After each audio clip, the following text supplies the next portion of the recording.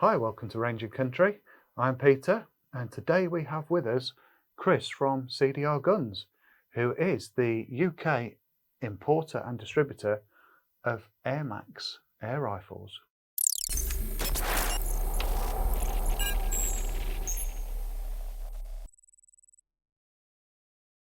Quite an exciting, fairly new brand, Chris? Fairly new, but very exciting with lots of good things on the way. They've been making rifles for probably coming up for 5 years now. Okay, it's relatively quite new then, aren't they? As a company, yes, but the designer, who's one of the directors, has got a very good pedigree in the industry. Okay, where's he worked before? So, range that mostly people in the UK will be familiar with, because his first foray into air guns was with Ataman Arms. Ataman? Ataman. Okay, what did they make? They made the BP-17. Okay. Which is a lot like the Cayman, which we'll touch on shortly. Not very well known in the UK though. However, a lot more people will be familiar with the Daystate Tsar. The Tsar, okay. Yes, which was produced in collaboration between Daystate and Ataman. Ataman. I thought I remembered that name from somewhere. And that's it, yeah. Yes, okay. So that target rifle, basically Ataman made their basic rifle and then Daystate added a few tweaks and called it the Tsar and brought it in. Okay. More people will be familiar with his later work, which was the AGT Uragan. Oh? Yes. Which is a very popular rifle. It certainly is. It certainly is. So, quite a good pedigree as a company. And, he has also designed a few interesting firearms, including a barrelless pistol. Okay. Which was a self-defense thing. Yeah, that does sound interesting. I'm tempted to ask my FEO about how that would sit legality, just out of curiosity, because if you look at the definition of a firearm, it's a lethal barreled weapon. He'd probably walk away with his head in his hands. He would, but there's no barrel. No. So it's certainly an interesting question, but Absolutely. not one I'm brave enough to ask yet. Yeah. So, how long have you been working with AirMaks? I've been working with AirMaks for, must be coming up for 2 years now. Yeah. I think my first order was around about 2 years ago. I'd been familiar with the designer and one of the other directors at the company back when they used to work at AGT. So I already had a bit of a knowledge of the product and what I could expect the product to be like. Yeah. Because being from Prague, they do of course use CZ barrels. CZ. Which everyone knows in the firearms industry. Superb fantastic rifles, barrels. aren't they? They also made, the CZ also made the AirArms S200, didn't they? They did indeed. So, not a very well-known fact, but superb rifle. Very well-respected rifle. Yeah. And you can also see a lot of similarity between that and the AirArms' own design, like the S400 and S300, in how it all operates. There's a lot of commonality between the two designs. Yeah. So I don't know if that was a happy coincidence or if there was some inspiration drawn I from like one that to the happy other. coincidence. I like that. It's one of my favourite little phrases, happy coincidence. Is it? Covers all sorts, doesn't it? Yes, absolutely. Now, what? Let's talk about the range of guns from AirMaks.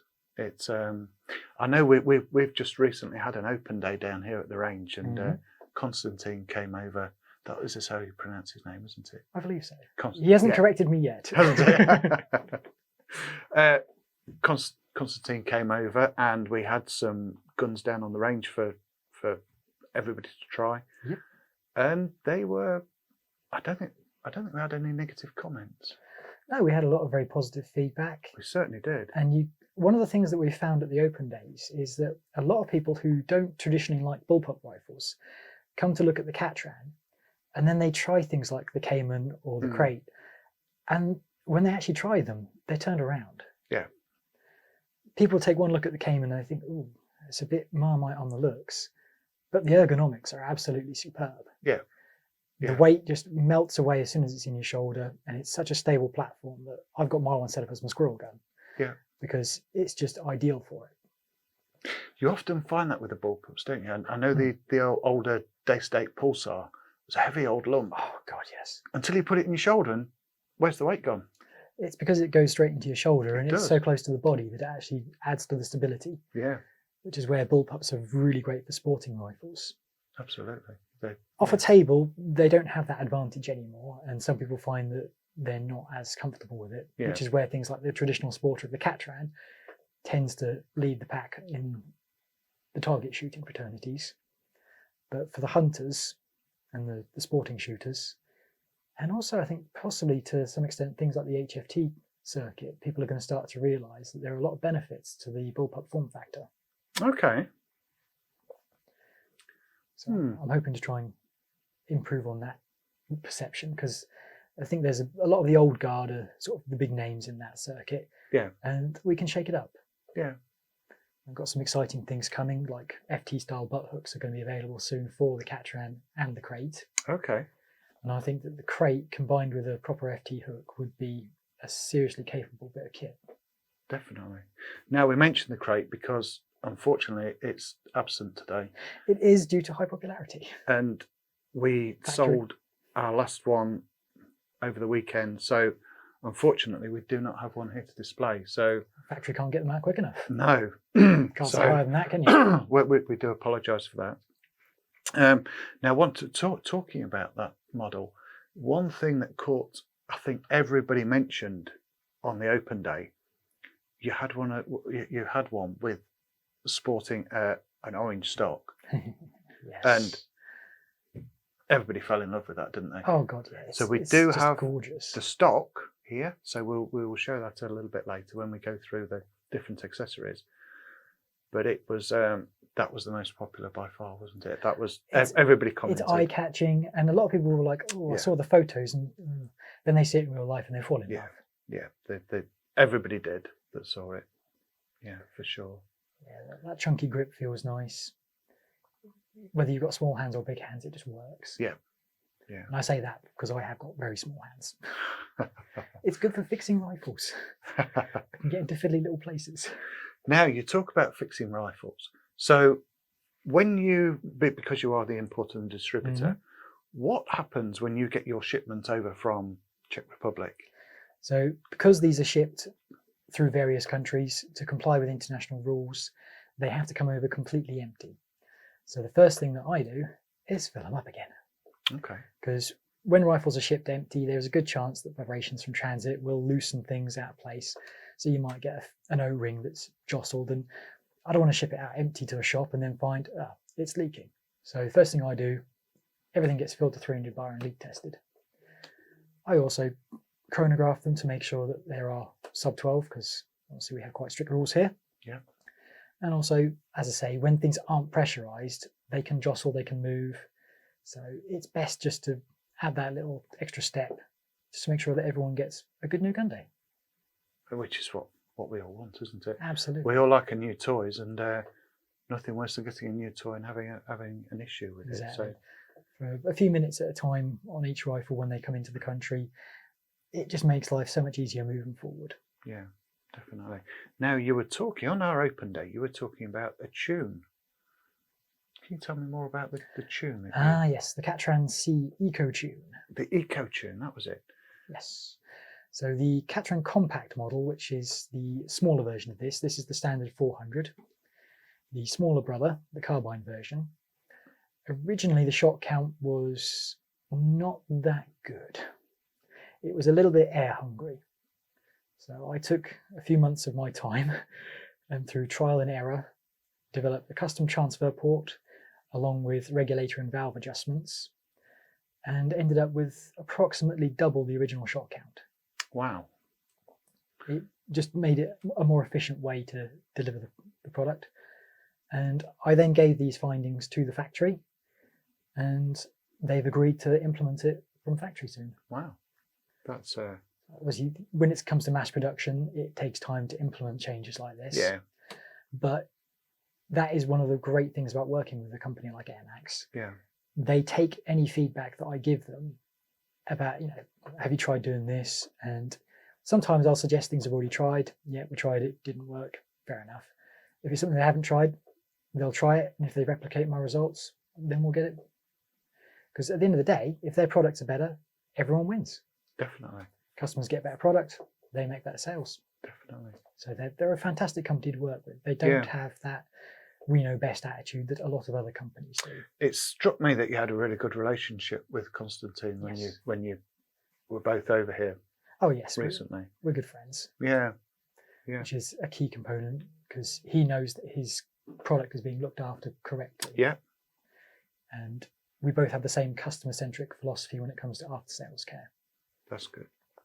All of these guns come with 2 years warranty, and that's with myself here in the UK. If you get a problem, then it doesn't have to go back to Prague to be sorted out. It's done here in the UK, so it's a quick turnaround, which is a big improvement.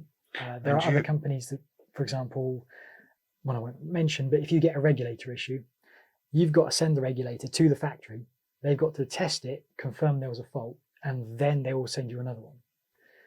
Now that takes weeks.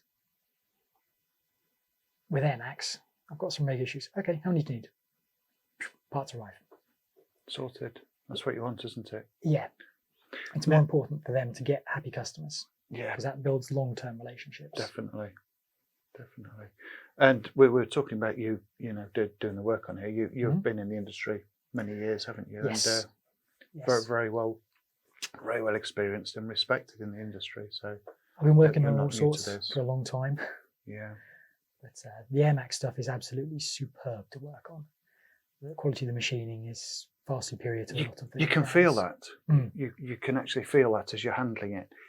It does feel like a quality made product.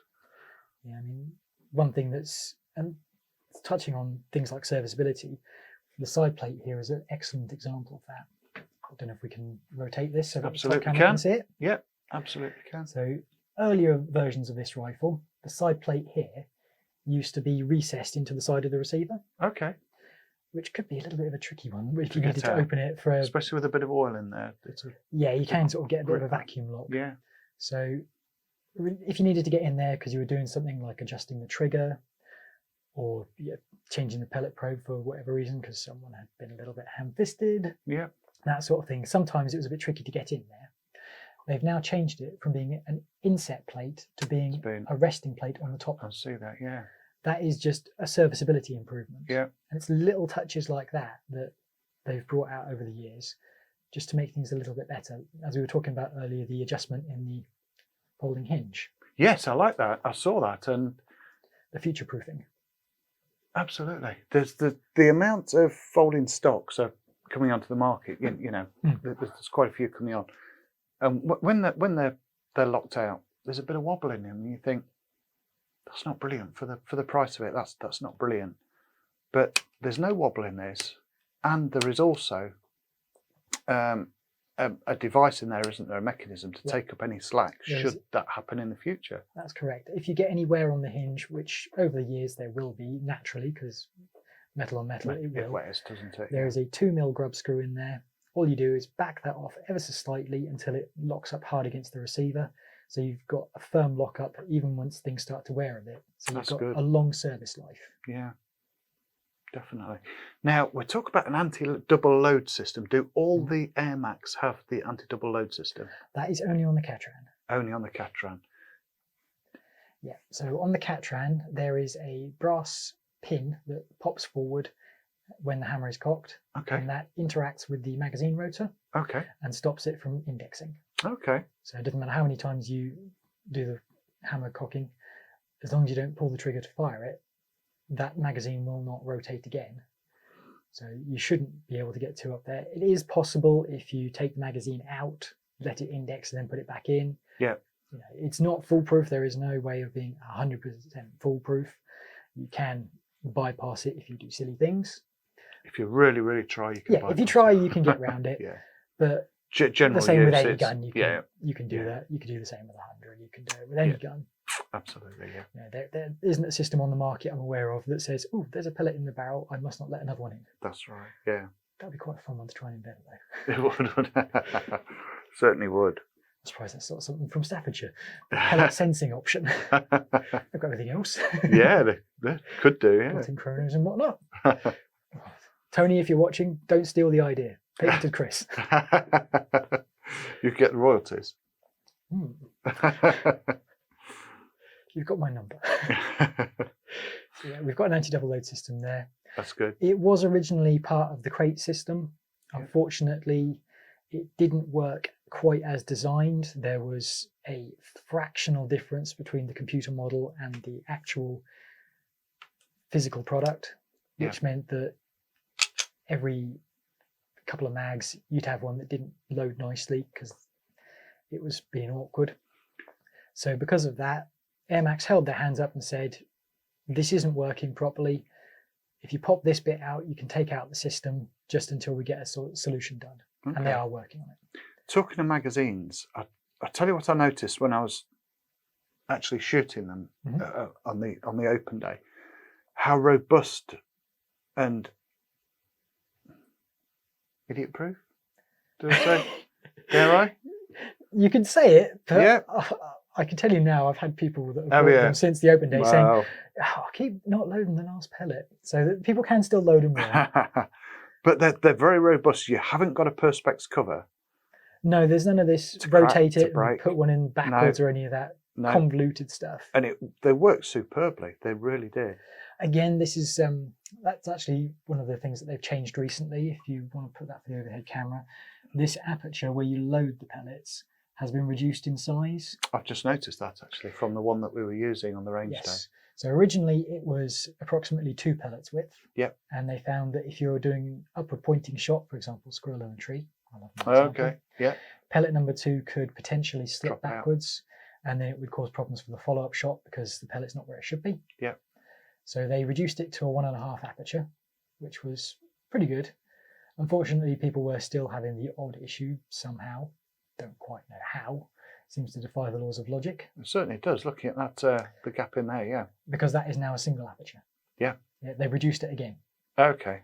But again, that's something that's great about AirMaks. So you just got to keep your finger at the bottom there to stop them falling out. They've taken feedback from customers saying, we've had this issue, we've had this issue. That's good that they listen. Yeah, they a lot listen of the manufacturers act on don't. it. Yeah. That's the thing, they act on it, which is the important thing. It's Yeah. not just that they listen, they do something about it. Yeah. Because there's plenty of other companies where it's like, it's a known issue and they just don't do anything about it. Also noticed as well that stores in there. Yes. You can store 2 Wow. loaded magazines in there. Is that magnetic in there? No, it's a ball detent system. Okay. So you've got That is very. a Oh, little I see. divot there, Yeah, which yeah. is designed Yeah, yeah. for. I think Yeah. it's just designed for the retention, actually. Yeah, that's not going anywhere as long as That's you put not, it in the right no. way around. A few customers have put them in the wrong way around, in which case the ball detent isn't being activated and they can slip out. You know if it's gone in there, don't you? That's a positive click. Yeah, that it's is. very positive. Yeah. It's just a nice, handy little feature. It certainly is. Yeah. It means that if you're going out into the field, you can take, 177, that's 18 shots. You can take upwards of 50 pellets without having to take a tin with you. Yeah.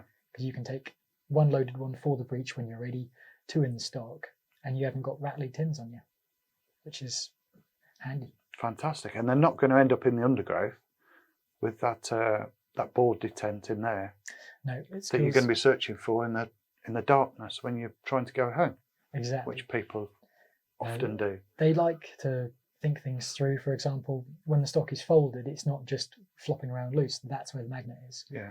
You've got a magnetic lockup. Can we have a look at the? On the Caymans? Yeah. I'll just put that one to one side. Yep. They share the same magazine system. No, the Cayman has a different magazine system. Okay. It's a smaller one because this is the first rifle that they introduced. This is very short, isn't it? It's a very compact little rifle, but it's still got a 400mm barrel. This has got the same barrel length as the one you just had. That's crazy, isn't it? When you put them side by side, Yeah. and you look at the overall length difference. So what's the shot count on this thing compared? Well, what is the shot count on it? That is obviously got a carbon cylinder. That's a 480cc carbon cylinder. Really good shot count. That on is going to one. be measured in the hundreds. Yeah. The Cayman you've got there is about 190cc's of air, if memory serves, Okay. because it's the shorter of the two. You've got the Yeah. Cayman and the Cayman X. Yeah. And that is going to get somewhere near 200 shots in sub 12. 200. Yes. The gap between the barrel and the valve on the Caymans is very short. The I remember air you usage saying per this. shot. The transfer port is Yeah. very. On the Catran, it's quite a bit of distance, Yeah. comparatively. Yeah. Whereas on the Cayman, which you can't really tell with the stock on, you can't really see how any of it works. Yeah. If you want to see what they look like under the skin, I remember you showed me there are that some at videos the open day. You were- on how to change the cocking lever, Yeah. which show the rifle without a stock on. You can see just how anemic they look without a stock. But the gap between the valve and the barrel is a very short gap, Yeah. which means that they can be very efficient on air usage, because obviously after the shot goes out, that is just a void. Yeah. You don't want it filled with air. So the shorter you can make that gap, the better, which is also how we got the transfer port better optimized on the Catram, because we were just sleeving down that transfer area, the throat as I call it. Yeah. Yeah, so you've got a cylinder that starts here and goes all the way back Oh. to there. Yeah. So you'd have, I mean, looking at it, you'd have thought you got a real short cylinder in there, wouldn't you? But no, all the because way. of the bullpup design, Yeah. and because of the very compact hammer system. One thing that AirMaks use, which is sort of a signature for the designer, is that instead of having a linear movement of hammer, which is just on the x-axis, Yep. it's more like a pistol-style hammer, which goes on a pivot, Okay. which is how it's so compact. Because if you look at the gap from the back of Yep. the magazine Yep. to the back of the rifle, it's only what, There's 2 inches? not much room there for hammer travel. Exactly. There's very little hammer travel because it's traveling in an arc rather than a straight line, Got you. which is how it's so efficient.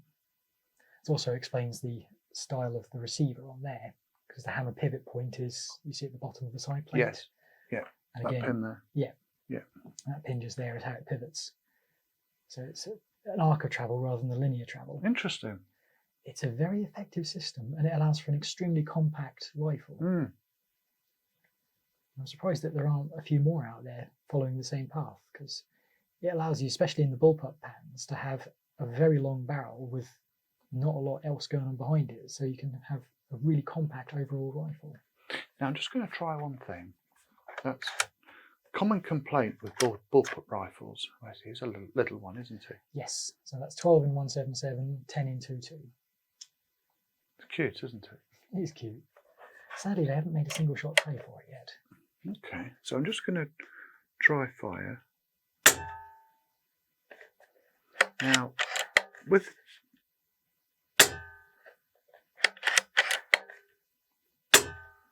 a different hammer system that you were talking about, a lot of people complain, or not complain, a lot of people point out with a bullpup they can hear the hammer in their ear. Yeah, because the valve is next to your ear, that you do Yeah. get a fair bit of hammer bounce, hammer noise. But you don't valve with this noise. one. It's a different sound. It is a different sound. The earlier versions, they had a longer spring on the valve, and there was a more noticeable sound to it. This is the Cayman Mark II, which had a few ergonomic changes. For example, the original one, the safety was back here, Okay. because that's where the sears are for the trigger. Yeah. So that's where they had the safety. And it's not a very ergonomic place to have it. No, So they, not if you want to use it. exactly. I mean, you could do it with your freehand, I suppose, Yeah. sort of get it in there, but it was, It's a bit of a fiddle if something comes along that you want, if you want to take a quick shot. yeah, exactly. So that's why they've moved it up here. Yeah. That's a lovely bit of brass. I like that. Hmm. So again, just little changes like that. So this is I'll just the put Mark that II out of the version. way. That's kind of the biggest visual thing apart from the front end. The original Cayman front end, instead of being this lovely chevron shape, which matches the Cayman X, was just a straight slash. Okay. So it was just a triangle at the front end rather than the chevron shape, which was a little bit jarring and I think aesthetically a lot less pleasing. Yeah. The Cayman X looked better, which is why I went for it originally. And now they've brought that on for the little brother, the Cayman, it does look a lot nicer. And we've also got the Cayman in The forest laminate. the forest laminate, which is rather, I often think this is one of the nicest finishes, bar the orange, on any production gun, with it being See, Daystate, now you've got the cogs FX. It just, I could probably ask and get one in orange. could you? Probably. That would be very interesting. But the forest laminate is, I can ask the question. it's always a popular, very, very popular. Yeah. The camera can pick up that finish in there. You wouldn't want to put it down in the woods though, would you? and walk away because No, if you lean it against a tree, sometimes it's where put it. you're soon going to misplace it and spend your time looking. But, yeah, they've got that was the sort of big change between the Mark 1 and the Mark 2 on the exterior was the chevron change, the safety moved.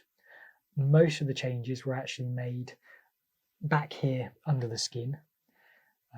We've got a slightly different trigger mechanism, which is actually a little bit better than the original, in my opinion. Yeah. A bit easier to get a crisp 2 stages because bullpup triggers are historically the weak point. Yeah. The linkages add play, and getting it to be a nice crisp 2 stage. It's hard to get a nice trigger. It's a nice feel because you have got that rod or you've got that linkage. There's always something in there, and that extra linkage is just adding play. So, but they do quite well. But, a lot of it has just been internal revision changes. Yeah. We've now got the same regulator and valve exactly as used on the Catran system. Yep. Which is a nice thing. Makes life a bit easier for servicing. We probably ought to talk about the one that's missing from the collection here, didn't we? Just a brief overview because we can't obviously we haven't got one. Can't show it. Yeah. So, which is the most popular out of the range? Would you say? Would you say the crate is?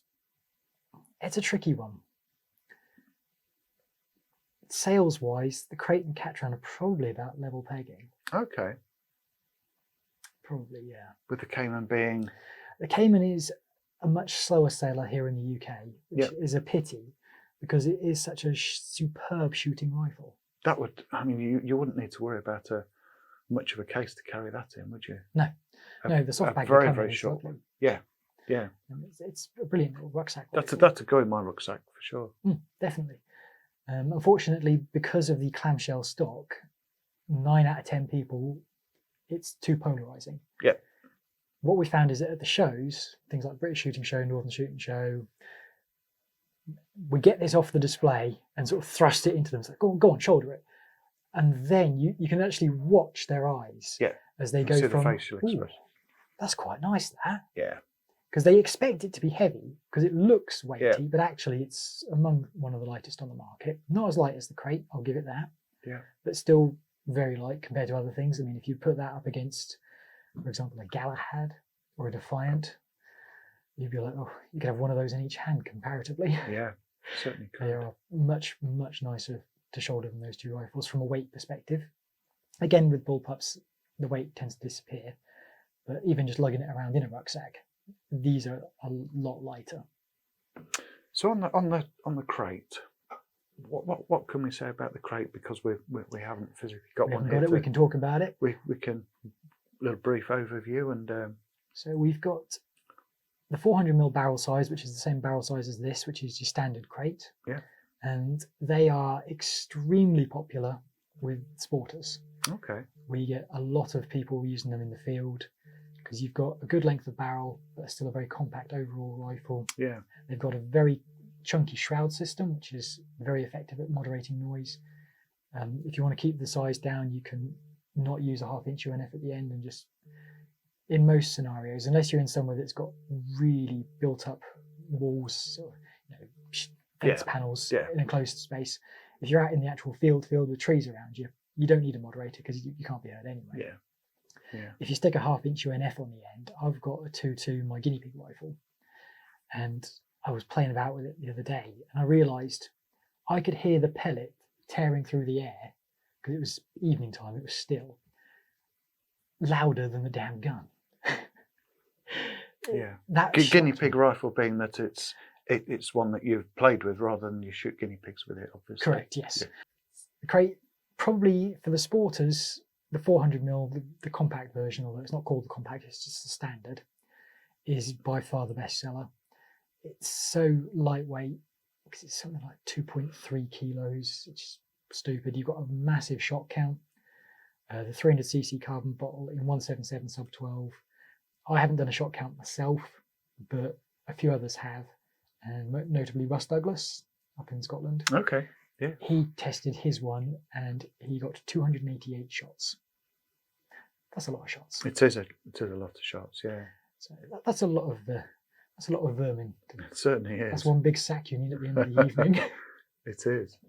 And basically, you're looking at half a tin of pellets before you recharge it, so that's damn good. The longer crate L with the 520 is more chosen for people who like to sit on a bench, and target shoot. Again, very quiet, very accurate rifle. And because of that bullpup design, you still got very compact overall dimensions. So, superb rifle. That's actually my chosen one, my crate L, which was what was being used at the open day as the demo gun. Okay. Yeah. Number 2 off the line. Okay. So the crate, that was the middle gun that we had, wasn't it? That was the crate L. The crate L, yeah. Yeah. There is also a 700mm barrel, which is the crate X, which I keep as a special order FAC job. Okay. Because you don't need that much barrel in sub 12. No. Also, that's definitely a rested rifle because it's a bit like a walking stick on the front. Yeah, that's the problem, isn't it? Once you get the longer barrels to try and get a bit more power out of them. Yeah, in sub 12 it's just not necessary. And I think that you'd find that it's counterproductive on efficiency because the pellet's got to get through that much extra barrel. The extra drag is going to increase air usage rather than increase efficiency. Probably ridiculously accurate. Yeah. But just not necessary and not needed. So that's right. Keep that for the FAC guys, the slug slingers.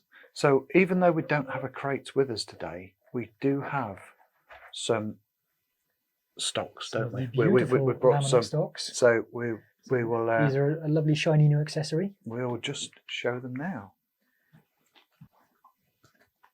So here we have some of the crate stocks that the rifle can be ordered in with, and here we have. I don't know how the camera doesn't show it up as well as it is in real life. To be honest, I don't think this is the orange that everybody was talking about at our open day.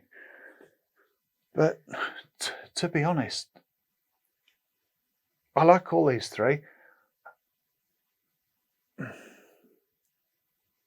I get the feeling you find the red a little garish. It's not garish. It's not me. No, probably not that one either. Probably those 4 would be my choice. Yep, the multicolour laminates and the walnut. Yeah, but you just said that the yes, on the Facebook poll, the red and the black. Yeah, the red and black is very popular. People like red guns. Yeah. Obviously, certain other brands are quite popular in their red laminates. Yeah. Because obviously you've got the Red Wolf, which came out in the red first. Yeah. And the Alpha Wolf. And the Alpha Wolf, and obviously the Airgun are sort of synonymous for it. Whereas orange is kind of the accent colour for AirMaks. Yeah. So we've added it to the range, and it is a very striking one. It is a very striking.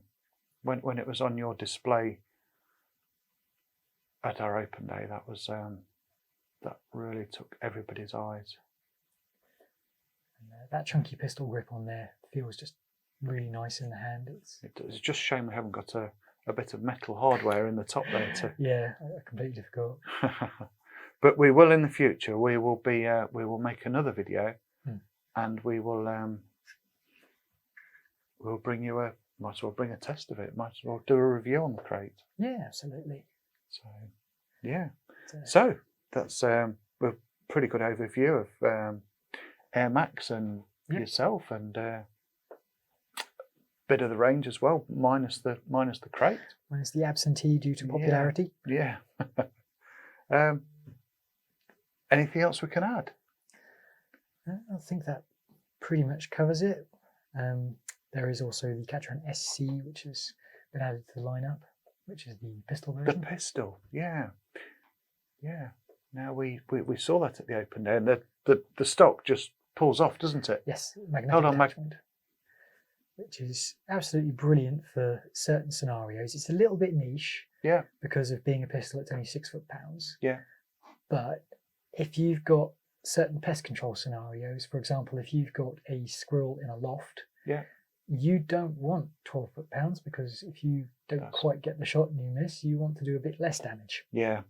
So certain scenarios, they are very suitable, but you would still want the stability of having a stock. And that is where having that is really quite crucial. Yeah. So it does have its place, and some pest control companies have approached me about it. Okay, So that's good. it will be seeing its way into the UK very shortly. Yeah. The other thing is we're still waiting on the 177 barrels. They've only got 2.2 at the moment, so again, very much suited to that. Yeah.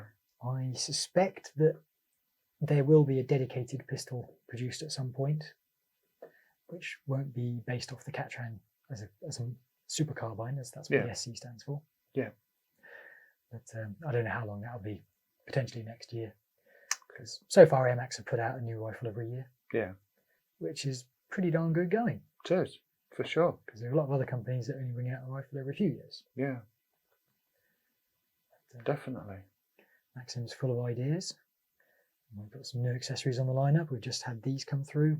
Good. Yeah. We'll be getting a few more accessories come through for the Catran and crate, such as the FT hooks we touched on earlier. We did, yeah. Also a proper target style trigger blade. He did talk about a harmonic barrel tuner for the Catran. Okay. For the seriously target minded. So it'll be interesting to see whether or not that comes through. But I know the trigger blade's in the works because I'm going to keep asking him about it. Have you done it yet? Have you done it yet? He was foolish enough to let me have his WhatsApp. Oh dear. So now I just send him messages. 10 o'clock at night. Have you done it yet? Because like you guys, I'm a shooter as well. So I'm happy to push for the things that I would like to see done because I want them to. Yeah. Yeah. That's. I mean, we did talk earlier that when you're checking the guns over, and as we do too, we view a rifle, a gun, as if we were purchasing it, and would we be happy with it? And that, that says a lot, I think, to be honest. So, right. So keep a lookout in the future for our crates video when we actually manage to lay our hands on some. Yep. And, thank you for watching, and like and subscribe. Thank you. Absolutely.